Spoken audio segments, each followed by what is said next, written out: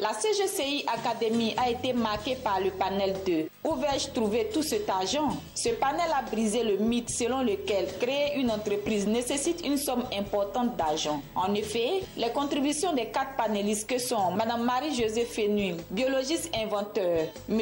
Conrad Baguidi, directeur général de MGT Conseil, M.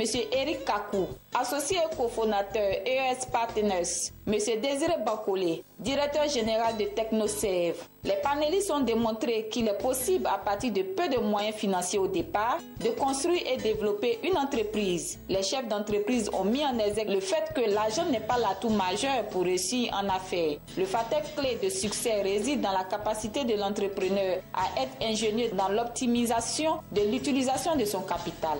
Chaque panéliste a présenté sa propre expérience tout en insistant sur le fait que le challenge pour réussir une affaire n'est pas toujours financier.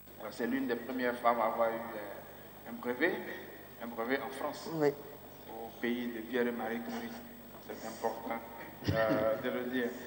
Alors, son nom ici, elle a reçu beaucoup de prix, beaucoup de distinctions. Je ne vais pas citer entièrement, mais elle a eu un prix d'excellence du président de la République, ça c'est en 1999. Elle a eu le prix féminin de la recherche scientifique, Fatma l'a distingué. Donc, c'est une femme qui compte, qui cherche et qui trouve. Alors à l'époque, un de nos anciens présidents avait dit les chercheurs qui cherchent, on les trouve, mais ceux qui trouvent, on les cherche. Les choses ont changé. Là, nous sommes en face de quelqu'un qui a trouvé. Alors nous qui sommes hors du système, nous on pensait que quand le chercheur a trouvé, ses problèmes sont réglés, il est aux anges. Apparemment, c'est pas ça. c'est pas ça. Quand il a trouvé, alors il faut transformer ça en produit. Et c'est là où l'argent commence à rôder autour du système. Alors, est-ce qu'il faut beaucoup d'argent? Est-ce qu'il faut beaucoup? Où est-ce qu'on trouve? Pour ton cas personnel, qu'est-ce qui s'est passé? Je trouve qu'il ne faut pas mettre l'argent en exergue. C'est vrai qu'il faut de l'argent, mais il faut surtout la capacité de vaincre. C'est vrai que dans le monde de l'invention, c'est un peu plus compliqué parce que ce n'est pas une idée déjà qui marche et qu'il faut créer une entreprise. Il faut convaincre par rapport à ce qu'on a inventé. Alors moi, dans mon cas personnel, puisqu'on parle ici d'argent, j'ai trouvé un système à moi qui marche très bien, aller vers la cible. Parce que d'abord, moi, en tout cas, tout ce qui me stresse, je trouve que déjà, comme tout à l'heure, ils ont dit, faire le saut, c'est déjà bien. Je ne veux surtout pas me stresser avec l'argent. Donc, aller dans les banques, courir après les financiers, moi, j'ai trouvé la solution qui marche bien pour moi, c'est-à-dire la cible. Étant donné que moi, j'ai mis au point un produit capillaire pour les cheveux, il fallait convaincre les femmes que ça marche. Donc, mon marché, j'ai trouvé quelques femmes qui ont essayé le produit, elles ont vu que ça marchait, donc je suis allée à une étape supérieure. Donc, je les ai sensibilisées pour qu'on puisse d'abord créer le premier centre de soins capillaires au niveau d'Abidjan. Il ne fallait pas beaucoup d'argent, 25 millions, on a pu les réunir. Donc, en 2 ans...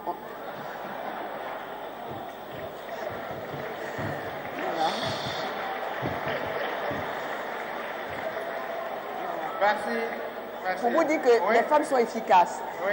Voilà, en 2 ans, on a montré sur le terrain ce que c'est qu'un soin capillaire. Oui.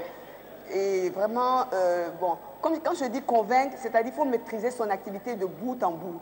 C'est vrai que, bon, moi, j'ai mis au point un produit pour les cheveux, j'ai eu un brevet d'invention, d'accord, mais je suis allée au loin par ma formation de biologiste, j'ai fait aussi de la chimie, je suis allée apprendre l'étude du cheveu au microscope. Donc, pour moi, c'est encore plus facile de convaincre parce que quand je fais l'étude au microscope, je sais quel produit il faut adapter et tout. Donc, en fait, on a montré pendant les 2 ans ce que c'est qu'un centre de soins capillaires. Bon, comme c'est une activité quand même de luxe, avec la situation du pays, on a fermé parce que bon, les femmes n'avaient plus de pouvoir d'achat. Mais au moins, ça nous a permis de montrer le concret sur le terrain. Et puis, je passe maintenant à l'étape supérieure. Parce qu'au départ, ce n'était pas gagné. Je voulais faire l'industrie. Mais l'industrie, c'est plus compliqué. Et quand on a eu le prix du président de la République, la situation du pays, bref. Donc là, maintenant, je suis passée au stade supérieur. C'est-à-dire, le centre a fermé. Je ne me suis pas découragée. Mais ma position de force, comme je dis, parce que les autorités ne font pas assez pour l'intelligentsia en Côte d'Ivoire. Je dis, bon, moi, par rapport aux autres, j'ai un brevet français. Un brevet français, ça m'ouvre les portes. Je suis retournée en France, j'ai fait un contrat avec un laboratoire français, j'ai l'autorisation de vente dans l'Union européenne, donc ça m'a donné encore la force de convaincre. Donc quand je suis revenue, j'ai mobilisé les mêmes femmes, celles qui ont vu les résultats et tout, pour pouvoir maintenant créer la société de distribution. Une société de distribution, ça m'enlève toutes les épines, je n'ai pas besoin de l'industrie et tout. En France, c'est facile, il y a un laboratoire, contrat de confidentialité, ils fabriquent, et moi je n'ai qu'à mettre en système que la société de distribution, c'est ce qu'il faut faire ici. Je vous dis, ce n'est pas encore facile, parce que cette fois-ci, ce n'est pas 25 millions, c'est 100 millions. On est sur la bonne marche, on a réuni à peu près la moitié. Donc pour moi, je trouve qu'il faut aller vers sa cible. Il faut identifier sa cible, les intéresser, et puis à part la cible, je me dis, il y a quand même assez d'Ivoiriens qui ont de l'argent, qui ne savent pas quoi en faire, qui dorment dans les banques. Il faut les mobiliser, montrer que votre affaire peut marcher. Je donne un cas concret. Moi, j'ai une de mes clientes qui a été satisfaite. Elle m'a dit, bon, mon mari est financier. J'ai rencontré son mari. C'est vrai que j'ai la possibilité de convaincre, mais avec mon business plan, il a mis 10 millions.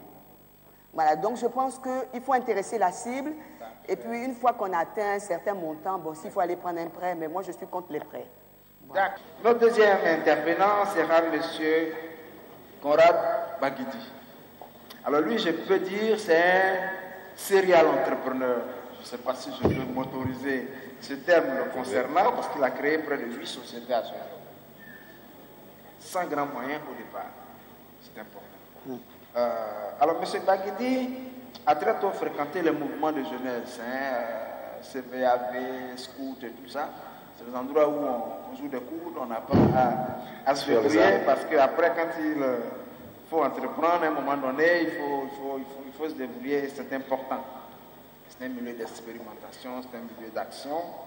M. Conrad a mené ses études en France. Il a terminé avec un DSS en mathématiques, en informatique et organisation. Il a commencé donc sa carrière en France. Et donc c'est là-bas qu'il a commencé ses premières expériences de création d'entreprises, notamment en 2004, où il a créé successivement 3 sociétés. C'est la bonne année. C'était la bonne année, comme on dit. 3 sociétés, en février, en juillet et en novembre. Il va nous en parler. L'année des sauts, des grands sauts. Il va nous en parler tout à l'heure. Aujourd'hui, c'est beaucoup plus à MGT Conseil qu'il passe le plus de temps. Il a ouvert 3 bureaux. Un bureau à Paris, un bureau à Abidjan et un bureau à Cotonou, où il a lancé là-bas ce qu'on appelle la Boss Academy. Je pense qu'on aura l'occasion de voir ça un peu tout à l'heure, pour promouvoir l'entrepreneuriat. Alors, la question est la même au début. Hein. Est-ce qu'il faut beaucoup d'argent? Chaque fois que je pose ça, j'espère qu'on dira non, parce que ceux qui sont en face espèrent aussi qu'on va dire oui, parce qu'il faut les trouver. Alors, est-ce qu'il faut beaucoup d'argent? S'il faut beaucoup, où? Est-ce que vous les avez trouvés? Je ne vais pas dire où est-ce qu'on les trouve, parce que chacun sait où il trouve son argent. S'il ne faut pas beaucoup, comment on fait pour financer le début de l'entreprise? Très bien. Merci beaucoup. Donc moi je vais donc parler de mon expérience très rapidement, et juste avant, j'aimerais qu'on voit quelques images. Je ne sais pas si le service technique m'entend, je pense que oui, puisque je vois la lumière qui s'allume là-bas. Juste quelques secondes, puis après je vais commencer à répondre.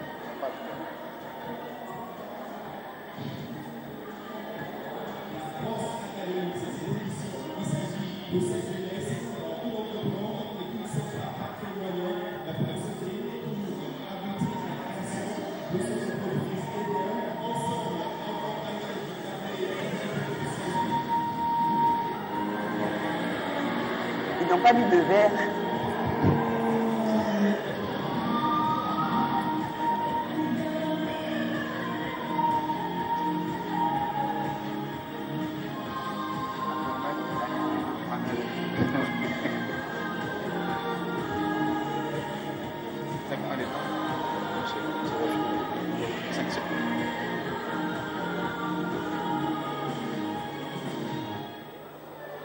Et voilà. Merci. Donc pour répondre, vous voyez, c'est quelques secondes pour raconter pas mal de choses dans ces images. Il n'y a pas besoin de trouver de beaucoup d'argent pour lancer son affaire. Pourquoi? Parce que je vais vous parler de ce que vous avez vu tout de suite. Mais avant, vous avez remarqué qu'il y a une moto qu'on appelle Zemidjan. Zemidjan au Bénin, donc c'est les motos taxis. Alors, pour moi, ça parle beaucoup, les Zemidjans. Pourquoi? Parce que merci aux femmes qui sont passées, merci à Madame Chenry, merci aux femmes qui m'ont aidé dans ma vie, notamment ma mère, parce que quand j'ai eu mon bac, je suis allé voir ma maman et je lui ai dit, voilà, moi je veux faire des études, je sais que tu n'as pas les moyens, papa non plus, et j'aimerais partir en Europe, partir aux États-Unis. Elle m'a dit, mais comment tu vas faire? J'ai dit, ben moi je vais acheter un Zemidjan, je vais mettre sur le marché, et ils vont me faire le taxi, je vais prendre l'argent, je vais mettre de côté pendant que je fais mes études à l'université. Au bout de 2 ans, voilà ce que j'ai calculé, sachant que les étudiants ne sont pas toujours très sérieux, je vais perdre un peu, perdre là et perdre là, et à la fin, j'aurai de quoi acheter mon billet et vivre pendant 1 an en Europe. Et donc cette dame-là, elle est rentrée chez elle, dans la chambre, pardon, et puis elle m'a remis 90 000 francs CFA, il y a 22 ans maintenant, 23 ans, excusez-moi. Et donc avec ça, j'ai acheté un Zemidjan, et c'est comme ça que je suis parti en France. Et j'ai fait toutes mes études là-bas, donc une maîtrise de mathématiques, une maîtrise d'informatique et un 3e cycle de sociologie des organisations, ce qui fait de moi un consultant. Et donc, arrivé en 2004, j'ai pensé à faire le grand saut. Et le grand saut avec très peu, sinon quasiment rien. Le grand saut, je l'ai fait avec un capital de 1 euro, d'accord, et un investissement de 100 euros. De quoi il s'agit? Il s'agit en fait de Lavoto Mano. C'est une société de nettoyage de voitures sans eau. Alors évidemment, le concept est intéressant, mais vous me dites 100 euros pour investir pour une société, comment on fait? 100 euros,